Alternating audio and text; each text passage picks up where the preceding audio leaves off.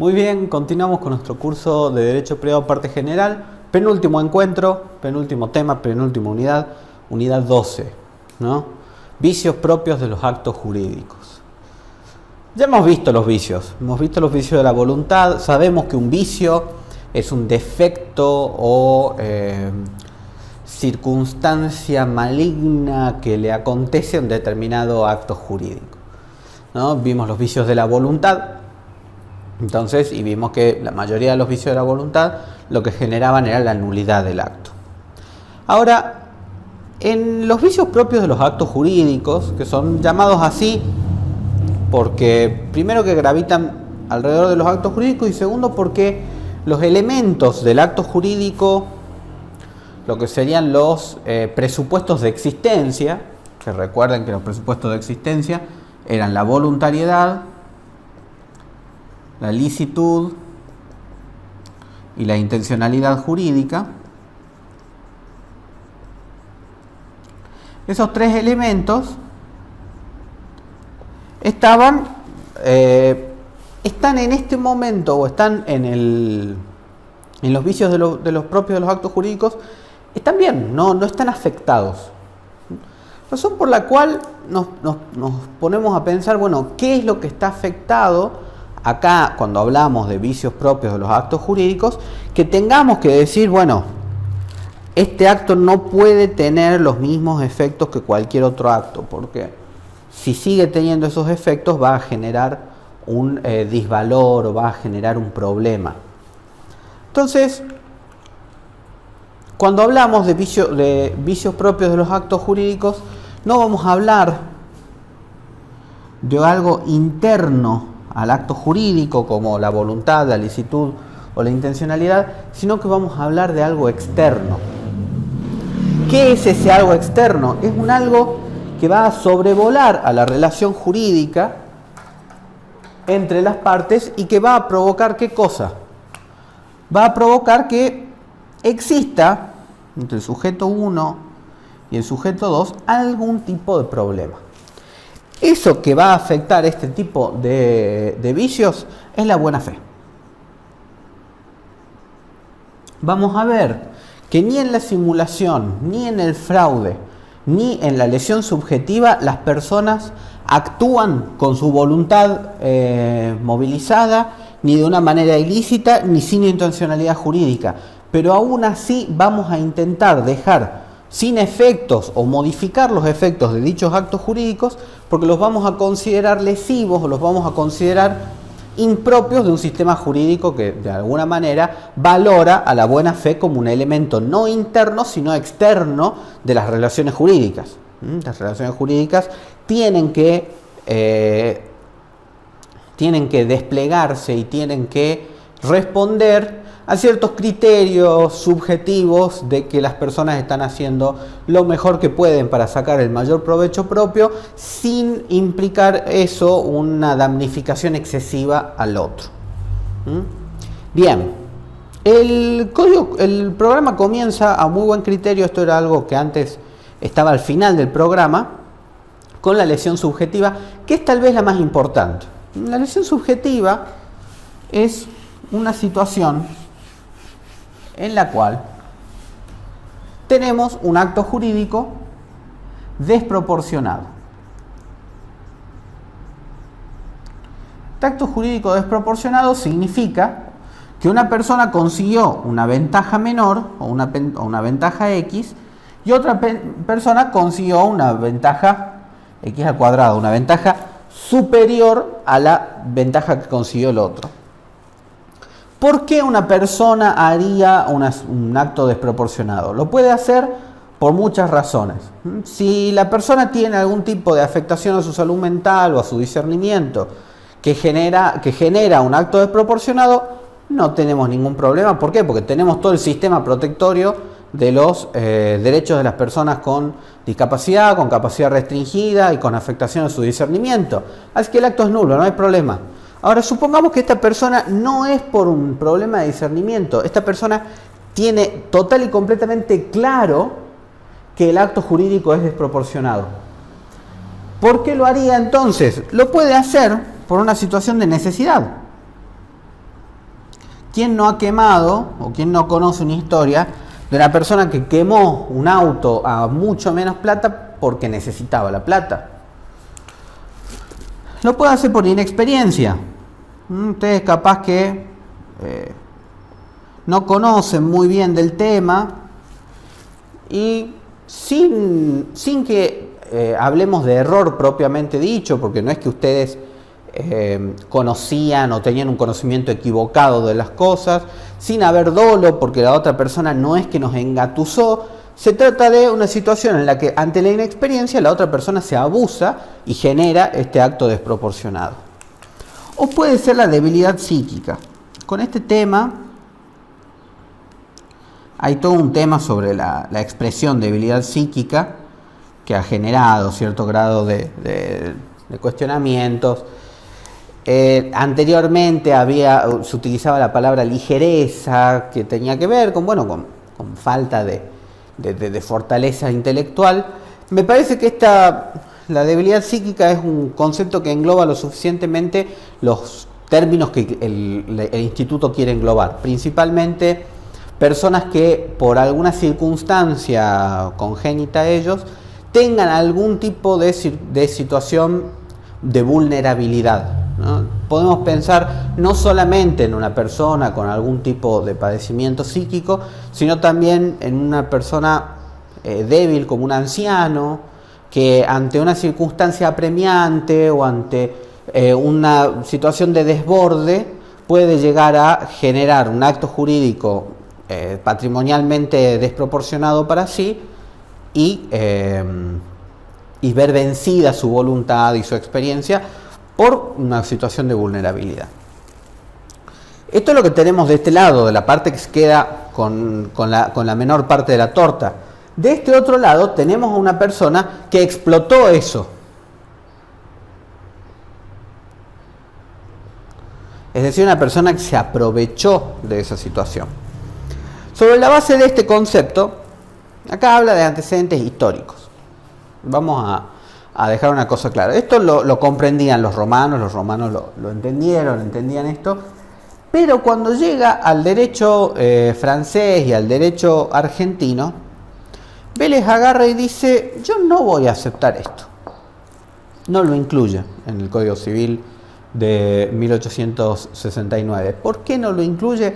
Porque considera que forma parte de la autonomía de la voluntad de esta persona en necesidad, en inexperiencia o con algún tipo de debilidad psíquica, equivocarse o realizar un acto no equivocado, porque justamente tiene total y completa conciencia de lo que está haciendo, razón por la cual no debería ser anulado ese acto.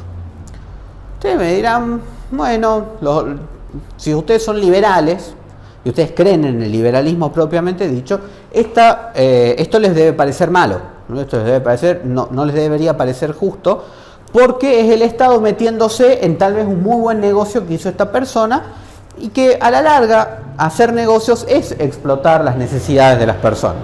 Entonces, si yo exploto, si yo conseguí justo algo más barato porque esta persona necesitaba la plata, no es mi culpa, es culpa de la otra persona.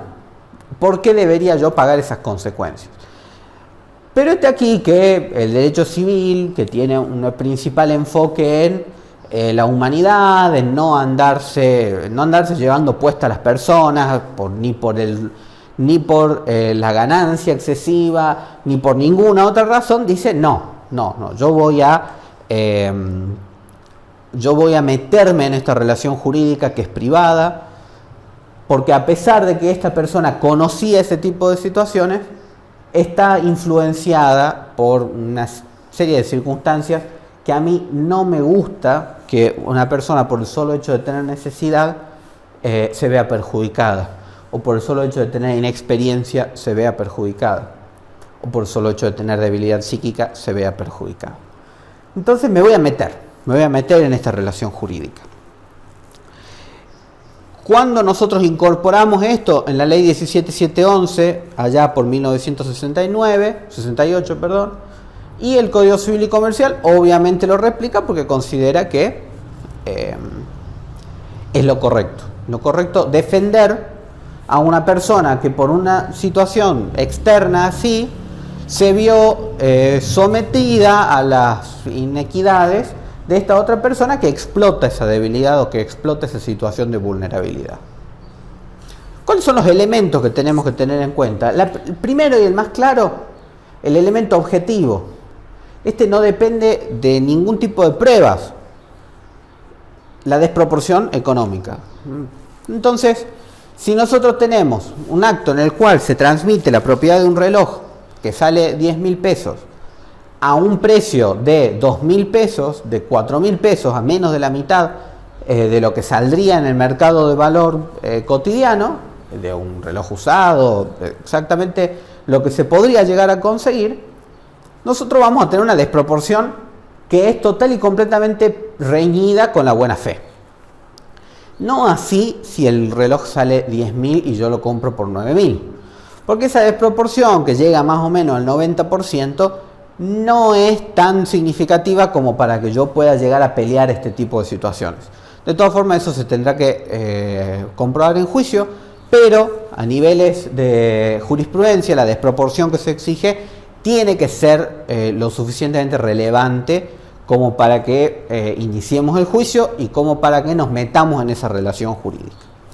Si quieren tener un parámetro, obviamente, ustedes saben que el comercio no es una ciencia exacta en donde todos los bienes tienen valores exactos, pero algo que se vende a menos del 60% de su valor, yo prestaría atención si no hubo alguna de estas situaciones. Ahora, tenemos este elemento objetivo y después tenemos dos elementos subjetivos. El elemento subjetivo pasivo, que está conformado por esta situación que padece la víctima de la lesión, y el elemento subjetivo activo, que es esta conciencia de que se está explotando esta situación. Ahora ustedes me podrán decir, bueno, yo como explotador, yo como lesionante, siempre voy a argumentar que desconocía de la necesidad de la persona, que desconocía de su inexperiencia, que desconocía de su debilidad psíquica y que solamente estaba pensando inocentemente que estaba consiguiendo un buen negocio jurídico. Para evitar ese tipo de situaciones, vamos a ver, porque la pregunta es, bueno, ¿quién tiene que probar?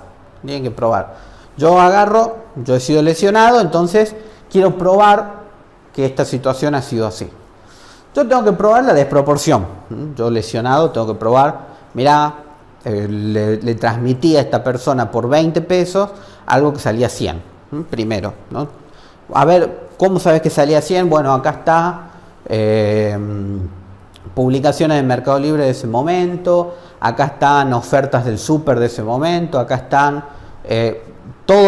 cualquier medio probatorio que me pueda a mí llegar a decir cuál era el precio real que debería ser. Lo tasemos. Acá hay una tasación hecha por un relojero que dice que el valor del reloj era de 15.000 pesos. Bueno, y probar que yo se lo vendí a esta cantidad, y acá está el contrato mediante el cual yo se lo vendí a 2.000. Bien, tengo que probar que yo tenía alguna de este tipo de situaciones. La estupidez en sí misma no es defendida por el derecho. Yo tengo que demostrar que la razón por la que yo, conociendo esa desproporción, accedí a ella es porque tenía algún tipo de necesidad, porque realmente era una inexperiencia, y con respecto a la inexperiencia hay que tener en cuenta siempre que la inexperiencia se mide en base a con quién estemos, a con quién contratemos. No voy a poder yo dictaminar que yo he sido inexperto si al frente tenía una persona que estaba en el mismo grado de situación que yo. Pongamos un ejemplo. Si yo soy un vendedor de autos y al frente mío tengo a un comprador que no es un vendedor de autos, que no se dedica a eso, y yo me dedico hace 10 años a la venta de autos, bueno, esta otra persona es inexperta frente a mí y yo no soy inexperto frente a él. Entonces tengo que probar esa situación de inexperiencia. Y segundo, tengo que probar la debilidad psíquica. O sea, estos tres casos son autónomos entre sí. Tengo que probar uno, ¿no? Respecto de la debilidad psíquica, tengo que probar que de alguna manera estaba en una situación de vulnerabilidad en la que la voluntad de esta persona se me impuso de alguna manera sin que eso constituya dolo ni violencia. Ahora, cuando eso lo puedo probar yo también, porque yo digo, bueno, mirá, justo estaba enfermo, me estaban por internar, entonces necesitaba la plata rápido, acá tengo la intimación del sanatorio a pagar, que me amenazaron con que me iban a vender la casa, entonces yo agarré y vendí el reloj y pagué lo del sanatorio. ¿No? ¿Pruebo eso? Sí, bueno, estaba el tipo en una situación de necesidad. Ahora, ¿cómo hago para probar que esta persona sabía eso y que me explotó? Es medio difícil, casi imposible. Entonces, cuando el derecho tiene este tipo de situaciones en las que te pide probar algo que vos no podés probar y que vos estás en una circunstancia con las manos atadas, eso es lo que se conoce en el derecho como la prueba diabólica. Una prueba de muy difícil producción o de imposible producción. Cuando hay pruebas diabólicas, por lo general el derecho, como una manera de resolver el tema, suele apelar a las presunciones. ¿Qué son las presunciones? Esto ustedes lo deberían haber estudiado en la introducción al derecho. Las presunciones son realidades, son ficciones que el código establece como verdaderas, salvo que se pruebe lo contrario. Son las presunciones que admiten prueba en contrario, las presunciones juris tantum, y en caso de que existen algunas ficciones en las que el código no va a admitir prueba en contrario, que son las presunciones absolutas o presunciones de jure. Ustedes saben que a mí no me gusta el latín. Bien, no es que no me gusta el latín, no me gusta que sigamos reproduciendo los viejos estigmas latinos del derecho cuando tenemos palabras para referirnos a ellos, pero bueno.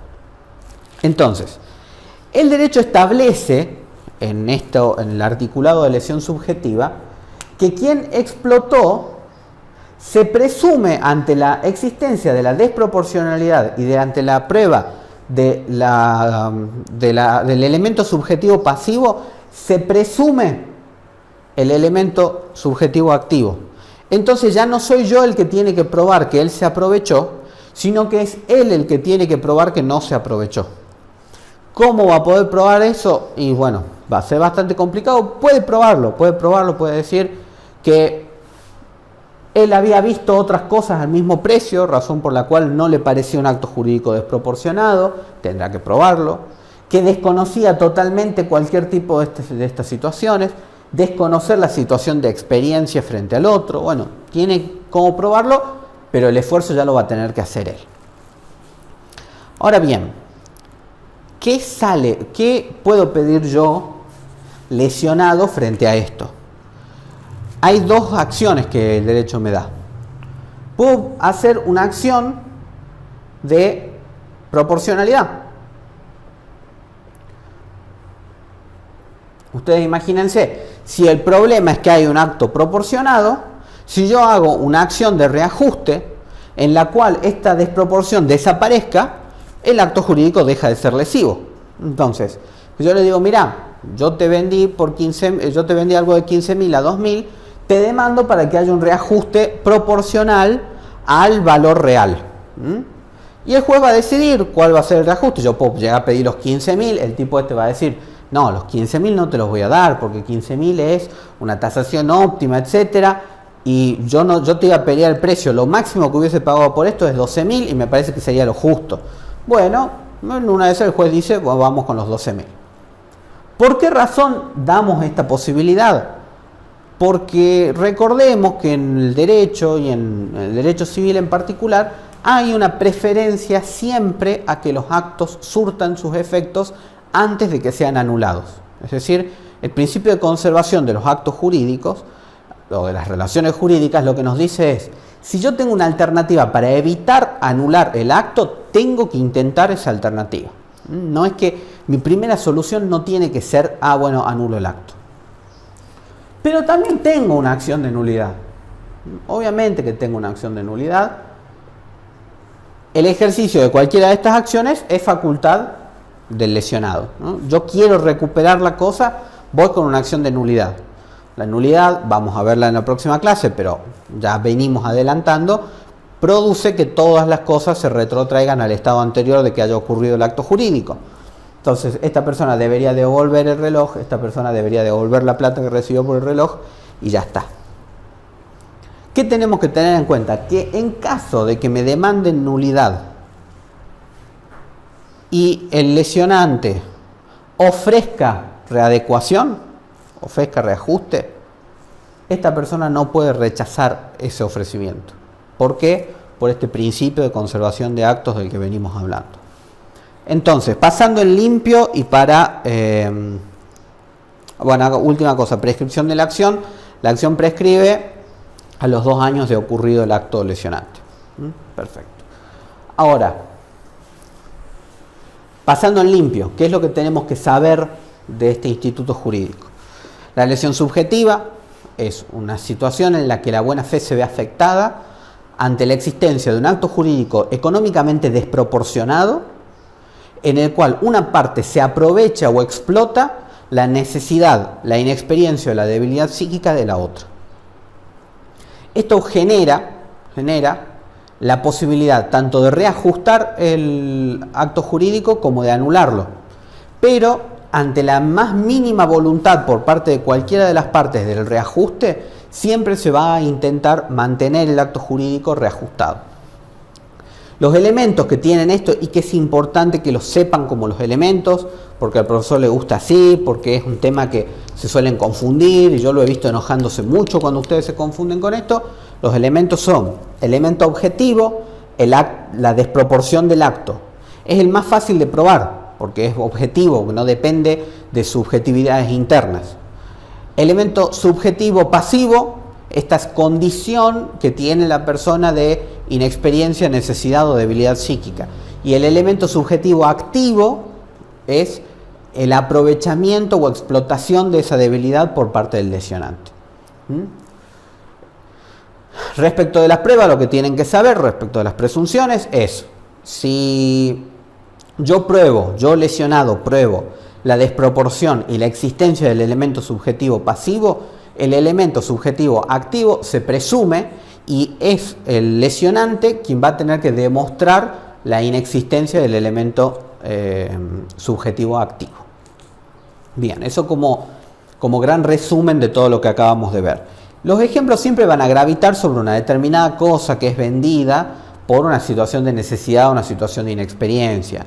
Si han estado revisando un poquito los ejercicios que yo les di, ahí puse algún que otro ejercicio sobre lesión para que tengan en cuenta eso a la hora de identificar una situación en la cual tal vez la voluntad no está viciada, porque en ningún momento la persona se equivocó, en ningún momento la persona confundió la naturaleza jurídica del acto jurídico, ni la calidad de las cosas, ni nada por el estilo, porque sabían exactamente qué eran las cosas, pero tal vez por inexperiencia, tal vez por necesidad, hicieron un acto jurídico desproporcionado que los perjudica. Bien, el siguiente tema es bastante difícil y yo voy a tratar de ser lo más claro posible para que ustedes entiendan. Yo estos temas los terminé de entender cuando estudié obligaciones.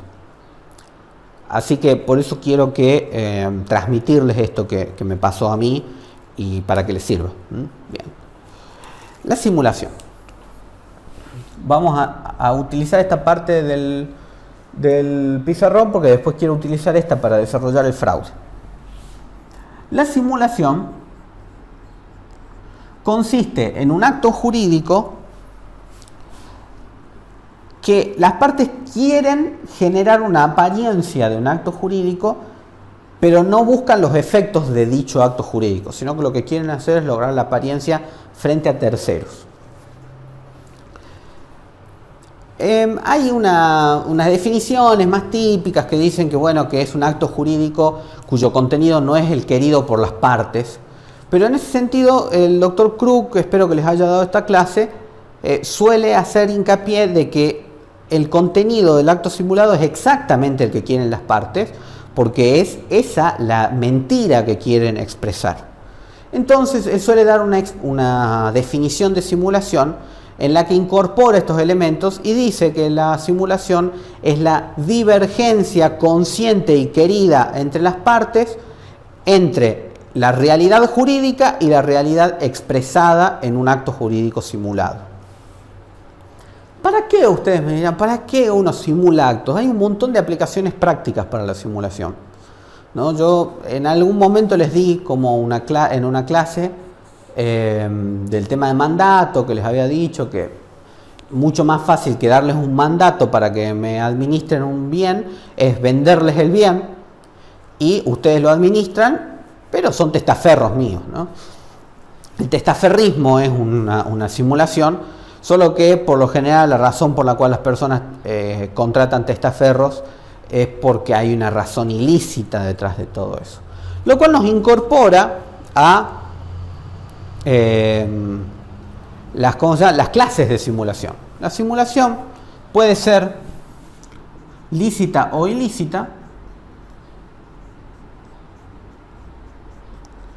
y también a su vez pueden ser tanto la simulación lícita como la simulación ilícita, pueden ser absolutas o relativas.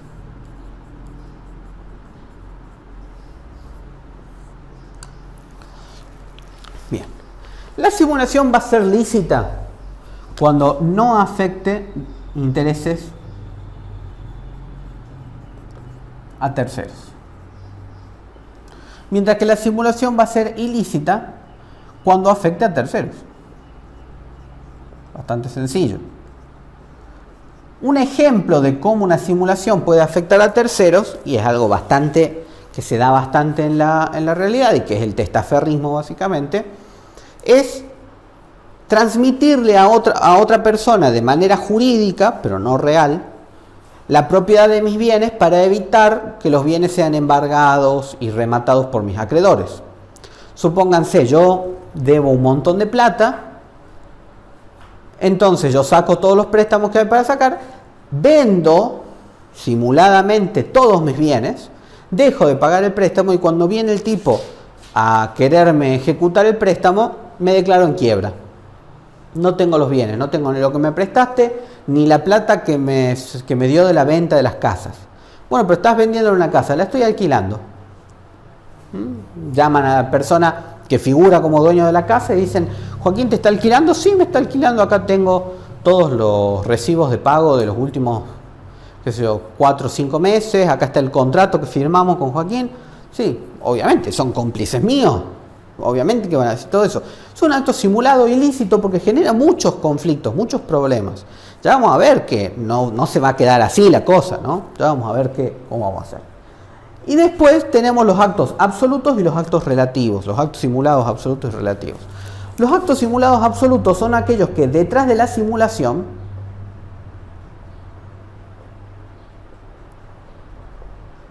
no hay nada. Cuando digo que no hay nada es que no se está ocultando un acto jurídico real, sino que solamente existe el acto jurídico aparente. Ahora, se utiliza mucho la simulación como una simulación relativa en la cual detrás del acto aparente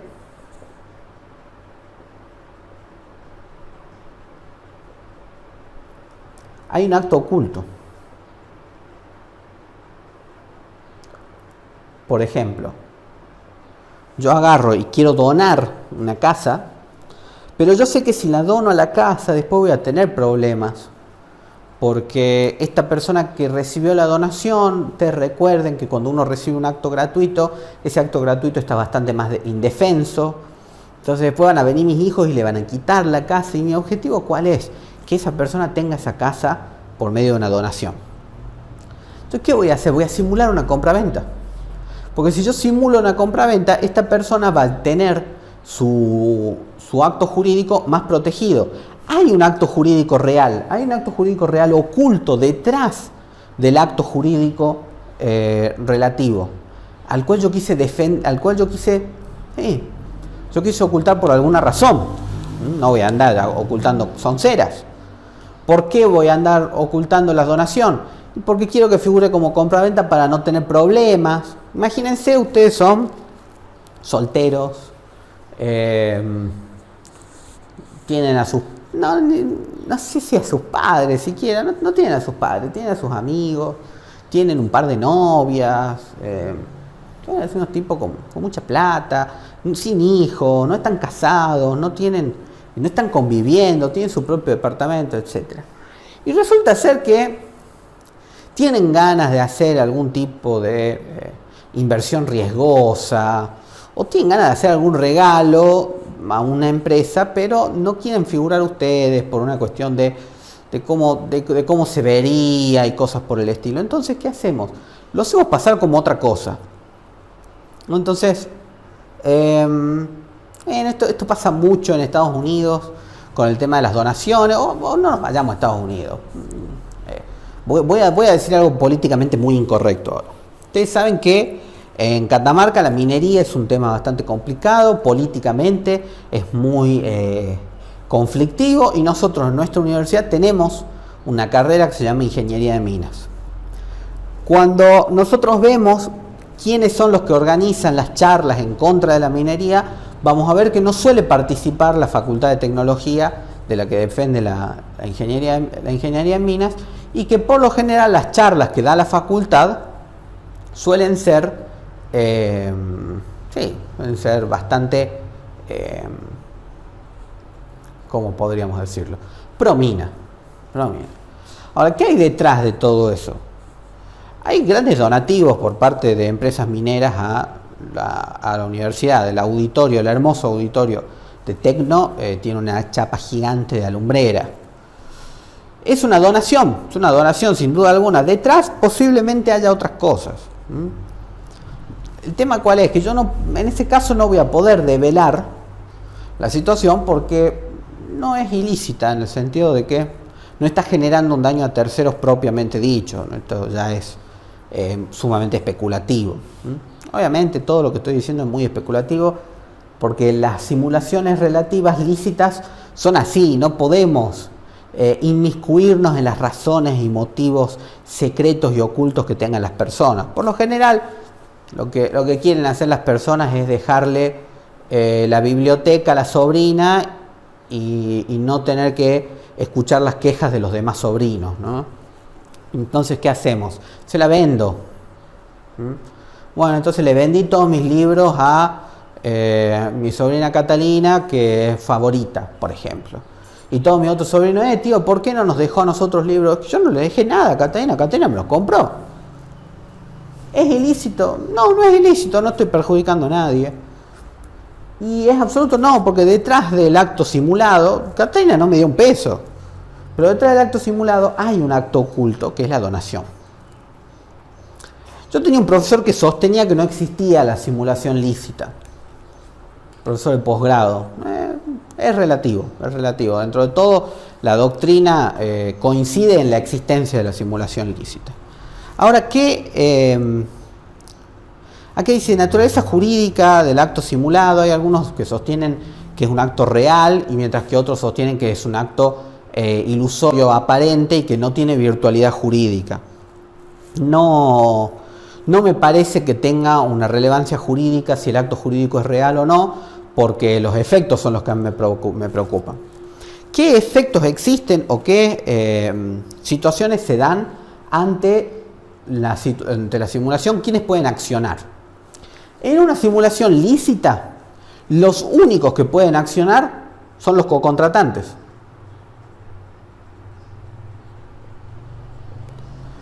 ¿Qué hace la acción de simulación? En las simulaciones que son absolutas, anula el acto. Y en las simulaciones que son relativas, se devela el acto oculto.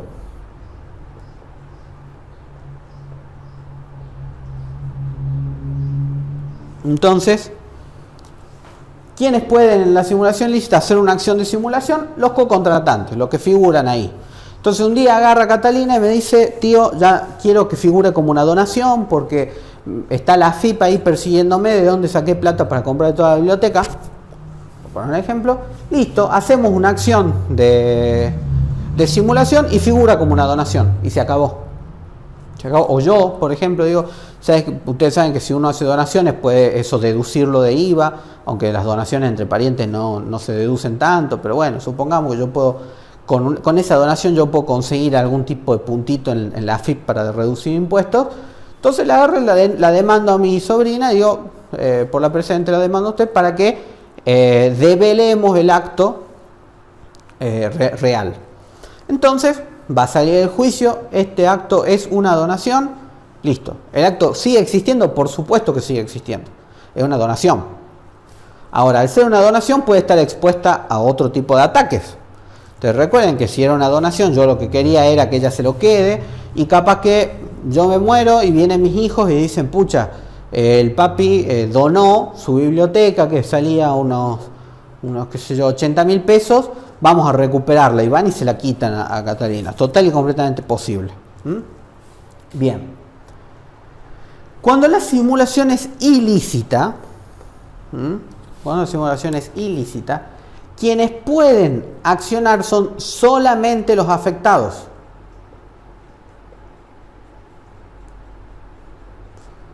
En este caso, los cocontratantes no tienen acción entre sí. Y esto es importante, ¿por qué? Porque ustedes imagínense que me vendieron la casa, me dieron a mí la casa porque querían evitar que otro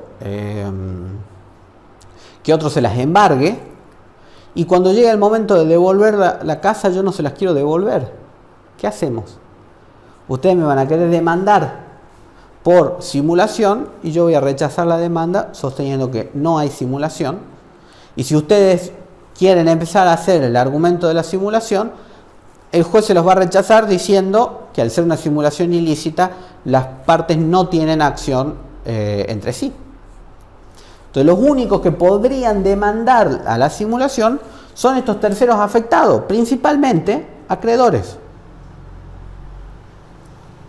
Entonces ustedes me pasaron a mí la casa para que yo se las cuide hasta que estos se desinteresen, y en lugar de desinteresarse estos, ¿saben qué hacen? Me demandan a mí por acto simulado. Vamos a juicio, se demuestra que el acto es simulado, la casita vuelve acá, y una vez que está acá nos la comemos todos los acreedores.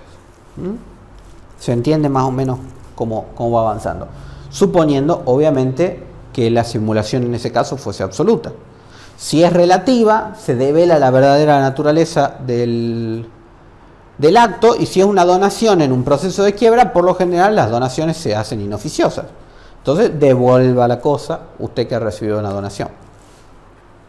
Bien, esto es lo que pasa con la simulación. Hay que tener en cuenta por qué se hace esto, para desalentar la simulación ilícita. No existe el honor entre ladrones, entonces no es que vas a andar confiando en esta persona, el testaferro que está haciendo esto para cagar a otra persona, que te está ayudando a cagar a otra persona. Si te quiere cagar a vos, yo derecho no te voy a defender. ¿Por qué? Porque vos ya arrancaste de mala fe. Esto es un acto jurídico en el cual todas las partes saben exactamente que es un acto jurídico simulado, pero que la razón por la cual yo voy a castigar, o la razón por la cual yo me voy a meter con los efectos de esto, es porque hay una mala fe alrededor de todo eso. Cuando es ilícita yo no me voy a meter. Ahí aparece en la simulación lícita una cosa que se llama el contradocumento. El contradocumento es un documento que se firma junto con el acto simulado, en el que las partes expresan la existencia de un acto simulado. ¿Esto para qué se utiliza? Como garantía entre las partes, ¿no? Hacemos una simulación lícita, como les dije. Yo me quiero ir a Egipto, total y completamente desconectado del mundo, pero tengo acá unos edificios que necesito que me administren, porque bueno, tengo mucha plata, y para irme a Egipto a jiponear necesito plata también. Entonces, si yo les dejo un poder a ustedes, me arriesgo a que capaz que en algún momento no puedan hacer algo y me tengan que llamar a Egipto, yo tenga que venir a poner una firma para poder hacer algo. Entonces lo que les hago es darles el edificio. Les doy el edificio a ustedes, se los vendo, pero hacemos un contradocumento que dice, tanto yo, Joaquín López Viñals, el cedente, el vendedor, como Jorge, el comprador, reconocemos que el acto que figura en escritura pública tanto es simulado. Entonces yo me voy, cuando vuelvo de Egipto, mucho más iluminado y mucho más sabio de lo que me fui, le digo a Jorge que me devuelva los edificios, y Jorge me dice, no, estos edificios son míos. Sencillísimo, el juicio más fácil de ganar del mundo. Voy al juicio y digo, vengo a pedir acción de simulación a ese acto jurídico, que es un acto jurídico simulado, simulación lícita, relativa. Acá está el contradocumento en donde Jorge firma y reconoce que el acto jurídico es simulado. Lo van a citar a Jorge, van a decir, ¿esta es su firma? Sí, se acabó, se acabó. No, no es mi firma. Pericia caligráfica, viene el perito, es la firma de Jorge. Se acabó el juicio. ¿Entienden? Por eso sirve el contradocumento, es una medida de prueba para yo poder anular una acción de simulación mucho más fácilmente y sin tener que tener algún tipo de complicación. Después, a niveles pruebas de si ya no es la situación esta contradocumental ni nada por el estilo, se puede probar de cualquier manera el acto simulado, por testigos, por balances, etc. No es fácil, pero tampoco es imposible. Ustedes tienen que tener en cuenta que por lo general, si alguien sostiene haber recibido precios en contra de esto, o sea, alguien sostiene haber comprado el edificio, Jorge sostiene haber comprado el edificio, y bueno, vamos a ver si a Jorge le alcanza para comprar un edificio. Y vamos a ver que no, capaz, no sé, capaz que Jorge sí le alcanza, pero lo que voy es, tenemos ese tipo de herramientas para poder probar que el acto jurídico es simulado y recuperar esos bienes para el patrimonio de nuestro deudor. El tema de recuperar bienes y patrimonio del deudor es sumamente importante para comprender la verdadera utilidad de la acción de simulación y su diferencia con la acción de fraude.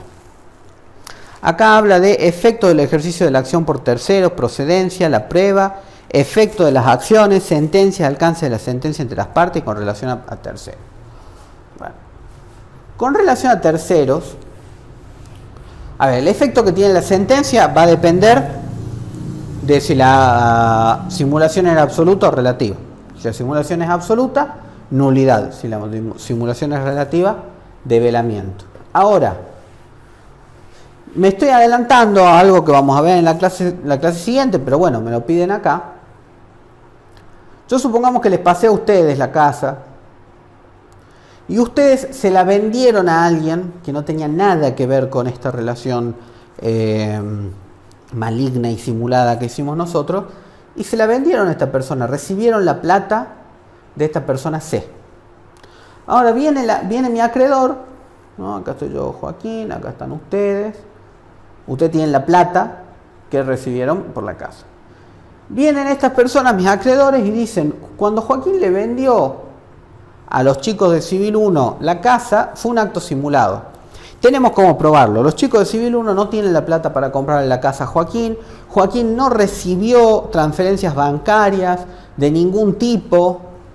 No podría haberlo recibido en efectivo porque los chicos no tienen la capacidad para crear esa cantidad de efectivo.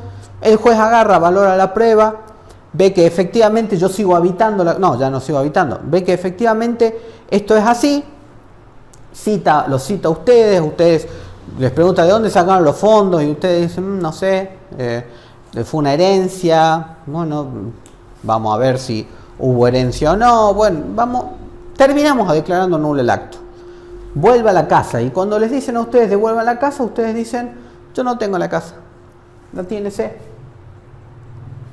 Entonces vamos y le pedimos hacer la casa y sé qué nos va a decir.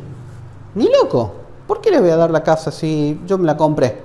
Se la compré a los chicos de Civil, los chicos de Civil tenían la escritura pública, tenían todo el día y yo les pagué. Acá están los comprobantes de pago, las transferencias bancarias, todo. Y ustedes dirán, bueno, nosotros queremos la casa, porque la casa después la vamos a rematar y le vamos a sacar plata, etcétera. En cambio, sacarle la plata después a Joaquín y a los chicos de Civil va a ser más difícil porque la pueden ocultar, etcétera. Nosotros necesitábamos la casa. No es problema de C. Los terceros subadquirentes de buena fe y a título oneroso son intocables. Distinto sería si esto fuese una donación. Si ustedes se la donaron a C, mal por C, o sea, mala leche, porque C capaz que sin enterarse de que todo esto había sido una treta entre Joaquín y los chicos de Civil para burlarse de sus acreedores, pero tiene que devolver la casa porque le vino gratis y se le irá gratis, ¿no? No hay mucho con qué darle. Y si hubiese sido de mala fe, es decir, hubiese sido un cómplice de toda esta intrincada maraña para lograr salvar la casa de la garra de los acreedores, y bueno, no vamos a andar defendiendo a los cómplices, también devolvería la casa. Esta idea de que los terceros subadquirentes de buena fe y a título oneroso son intocables, quiero que les quede para absolutamente cualquier ejemplo de los que estuvimos dando. Cuando una nulidad afecta un acto jurídico, se suele decir que afecta a todos los actos jurídicos posteriores dictados en su consecuencia. Es decir, que si este acto es nulo, este acto también es nulo. Pero, dice el código, no afecta los derechos adquiridos por terceros de buena fe y a título oneroso. Entonces, en ese sentido, no quiere decir que los acreedores se queden sin nada, o que Joaquín se quede sin nada, porque imagínense, Joaquín se la pasó a los chicos de civil para que le guarden la casa y los chicos de civil se la quemaron, ¿no? Bien ahí, chicos. Bueno, tanto mis acreedores tienen derecho a exigirme a mí y a ustedes el valor de la casa. Nosotros lo tenemos que hacer aparecer, tenemos que depositar en algún lado, este es el valor de la casa y está afectado a pagarles a ustedes, los acreedores.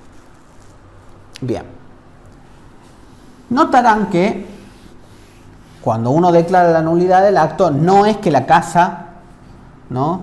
Acá estoy yo, acá están ustedes tenían la casa, cuando me declaran la nulidad del acto, la casa vuelve a mi patrimonio, ¿no? Y ya en mi patrimonio le pasa lo mismo que le pasa a todos mis bienes.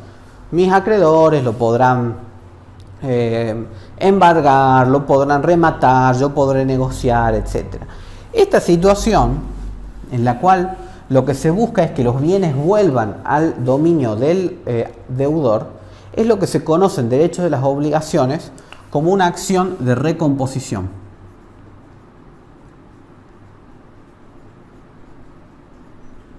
Esa recomposición también es entendida como una acción de conservación. Entonces, al derecho no le va a importar cosas como que, por ejemplo, yo soy un acreedor, pero a mí me tiene que devolver la plata de acá a 2 años. Entonces, hoy no me tiene que pagar, pero yo puedo anular ese acto. Porque al derecho no le importa qué vaya a hacer yo con los bienes. Lo que le importa es que el acto se mantenga unido. ¿Por qué? Porque si no pasan dos años y la acción de prescripción, la acción de simulación prescribe a los 2 años desde que el acto simulado se conoce. Entonces pasaron 2 años y yo ya no puedo anular el acto porque se me prescribió la acción. Y yo voy a cobrar de acá a 2 años, entonces ¿qué hago? Bueno, anulo el acto, que vuelva a la casa y con suerte para cuando pasen los 2 años, esa casa ya va a estar ahí lista para ser embargada por mí en caso de que no me paguen voluntariamente. Esto va a ser una diferencia fundamental a la hora de comprender la diferencia que existe entre la simulación y el fraude.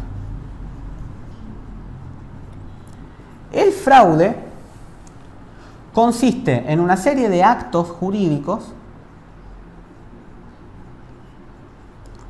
que provocan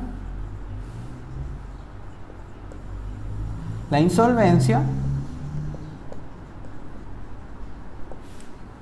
en detrimento de los acreedores. ¿Cuál es el tema acá? La única diferencia, la gran diferencia que los libros les van a decir es que los actos realizados en fraude son reales, mientras que los actos realizados en simulación no lo son. Esa explicación para mí es insuficiente. ¿Por qué? Porque a pesar de que los actos sean reales, se entiende que esta casa que yo les transmito a ustedes, por más real que sea, es un acto jurídico que cuenta con su complicidad. Ustedes son cómplices. ¿Por qué tienen que ser cómplices? Porque si yo les vendiera la casa y ustedes la reciben y no son cómplices, eso significa que yo recibí la plata. Entonces no me genera insolvencia. La insolvencia, como vocabulario, es la situación en la cual yo no tengo suficientes bienes para responder a mis deudas. Entonces, si yo les vendí la casa y ustedes me dieron la plata, no me generé insolvencia. Entonces, y si yo se las di a título gratuito, no va a haber ningún problema porque me la van a reputar como simulado. Entonces se entiende que yo hice un acto con la complicidad de ustedes que figura como un acto real, que empobrece mi patrimonio y me genera insolvencia. ¿Qué requisitos tiene que tener este acto? Bueno, el primero que tiene que ser un acto real. Tiene que haber complicidad. Y tiene que provocar o agravar la insolvencia.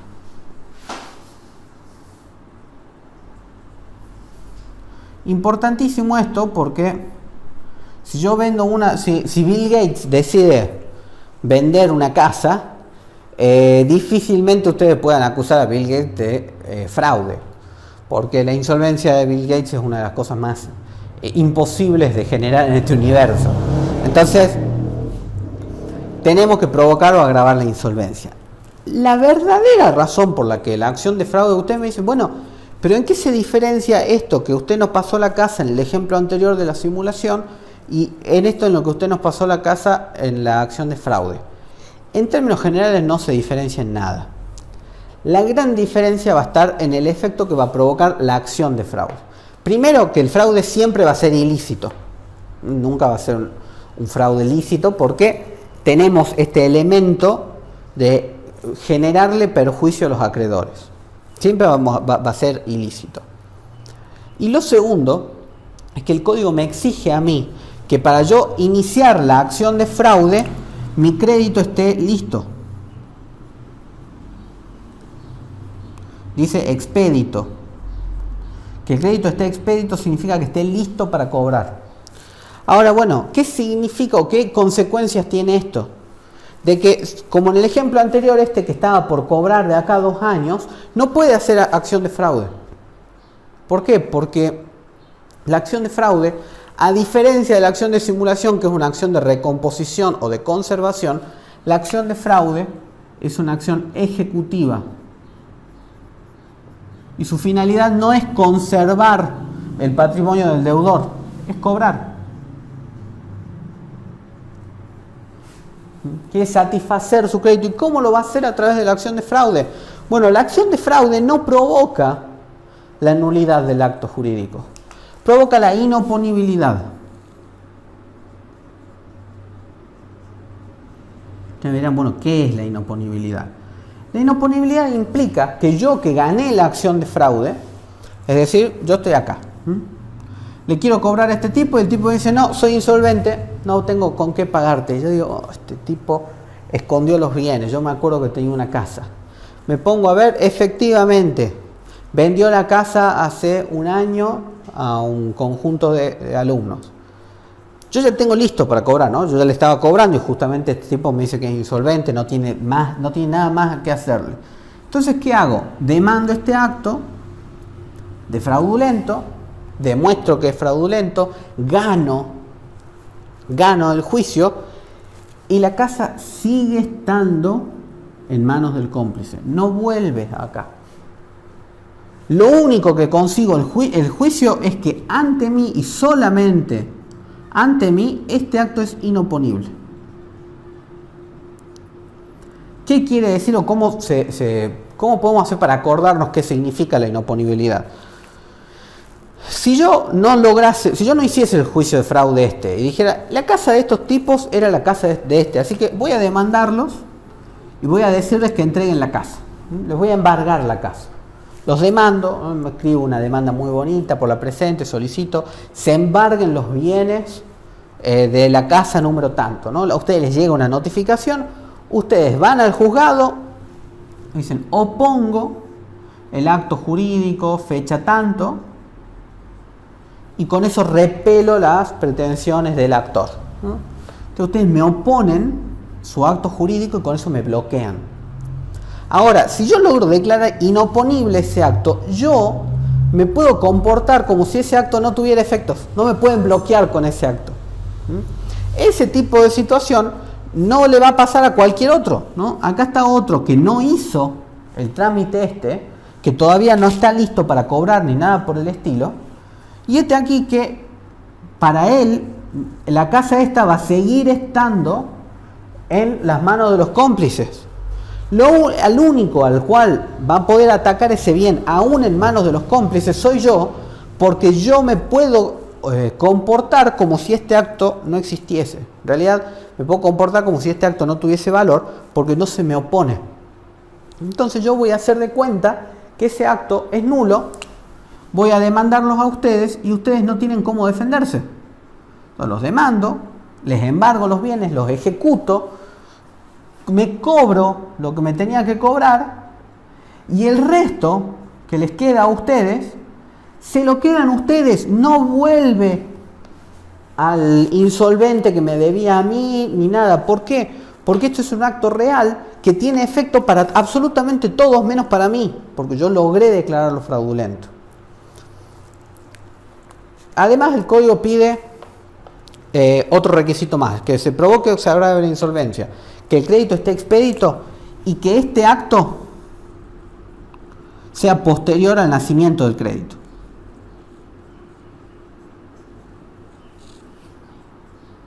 Es decir, que si ustedes me debían esa plata y yo voy contra esta casa, ustedes me tenían que haber debido la plata antes de que hagan el acto jurídico. No me pide eso la simulación. Ustedes me piden prestado plata hoy y yo ingreso a ser hoy su acreedor, me tienen que devolver la plata de acá a 2 años y yo puedo anular actos de acá a un año anterior, a pesar de que soy un recién llegado. ¿Por qué? Porque la idea de la acción de simulación es mantener el patrimonio bien gordito para cuando llegue mi momento. Porque si no, si yo dejo que el patrimonio se vaya desmembrando, va a llegar mi momento, el tipo va a decir que es insolvente, yo no voy a tener que anular porque ya los actos están súper consolidados porque han sido hechos hace 4 o 5 años y me voy a quedar sin cobrar. No, ustedes recién están empezando, pero cuando la otra persona es insolvente y se declara en quiebra, una de las principales consecuencias es que yo termino no cobrando o cobrando poco. Ya vamos a aprender cómo funciona eso en derecho de las obligaciones, así que no se preocupe. Entonces, si me preguntan a mí, o sea, en los libros, ¿qué les va a figurar diferencias entre simulación y fraude? Que en la simulación el acto no es real, que la acción de simulación provoca la nulidad o el develamiento y que no hay requisitos para hacer la acción de simulación, en el caso de la acción de simulación ilícita, más allá que el de ser perjudicado por el acto. No se requiere ninguno de estos requisitos. Por el otro lado, les van a decir que en el fraude se requiere la insolvencia, que el crédito esté expedito y que el crédito sea anterior al acto fraudulento, que el acto fraudulento genere la insolvencia y que el acto es real y que la consecuencia, a diferencia de la simulación que genera la nulidad, es que genera la inoponibilidad y que por lo tanto los bienes no ingresan de vuelta al patrimonio del deudor fraudulento. Eso es lo que les van a decir a ustedes en los libros y eso es mal que mal lo que tienen que saber entre diferencias entre fraude y simulación. Mi perspectiva y lo que yo enseñaría si yo fuese su profesor es que la acción de simulación es una acción de conservación del patrimonio del deudor, mientras que la acción de fraude es una acción de ejecución y satisfacción del crédito. Esto cuando ustedes lo estudien en obligaciones les va a quedar mucho más claro y va a tener mucho más sentido. ¿Por qué? Porque hay como 2 o 3 acciones de satisfacción y como 2 o 3 acciones de conservación, en la cual la simulación está metida entre esas otras 2 o 3 y el fraude está metido entre esas otras 2 o 3. Entonces, no nos volvamos locos con esto de, bueno, pero esto requiere conocimientos de obligaciones. Puede ser que sí. Las van a ver de vuelta a la simulación y al fraude, lo van a ver de vuelta en el programa de obligaciones. Los va a remitir un poco a lo que vimos ahora, pero lo van a ver de vuelta. Y acá habla de requisitos de procedencia, distinguir si el acto es oneroso o gratuito. Cuando el acto es gratuito como cosa, las pruebas de que el acto es fraudulento son mucho menores, porque la situación de agravamiento de la situación de insolvencia se da. Cuando el acto es oneroso, yo tengo que probar la complicidad de quien recibe los bienes fraudulentos, ¿no? Esa es la única diferencia que me pide acá el programa, que dice requisitos de procedencia, distinguir según el acto sea a título gratuito o a título oneroso. Entonces, cuando es a título oneroso, además de provocar o agravar la insolvencia, que el crédito esté expedito y que el acto sea posterior al nacimiento del crédito, tenemos que agregar la complicidad del otro. En el acto gratuito no tengo que probar complicidad. Esa es la única diferencia. Ejercicio contra el subadquirente. Si hay algún tipo de subadquirente aquí, pasa exactamente lo mismo. Yo no puedo atacar o no puedo generar efectos contra un subadquirente de buena fe y a título oneroso. Este tipo, que es un tercero, que no tiene por qué andar comiéndose los garrones de que estos sean unos fraudulentos, puede conservar la titularidad de los bienes y yo no puedo atacarlo. Eso para tener en cuenta en general. Extensión de la inoponibilidad. La extensión de la inoponibilidad es solamente ante el acreedor que hizo la acción de fraude. Es decir, que estos otros acreedores siguen teniendo el mismo grado de oponibilidad. Es decir, que si estos acreedores van a querer atacar esta guita que yo dejé acá, se las van a rechazar diciendo que la guita esta es de un tercero. Tienen que volver a declarar fraudulento el acto por sí mismos, ¿no? Entonces, la acción de simulación genera efectos para todos, porque como la casa vuelve al patrimonio del deudor, no hay ningún problema. Ahora que lo veo en perspectiva, este gráfico quedó con muchas rayas. Espero que se haya entendido, por favor. Si no lo entendieron o les pareció muy complicada la explicación, por favor díganmelo el miércoles en la clase presencial, a distancia obviamente.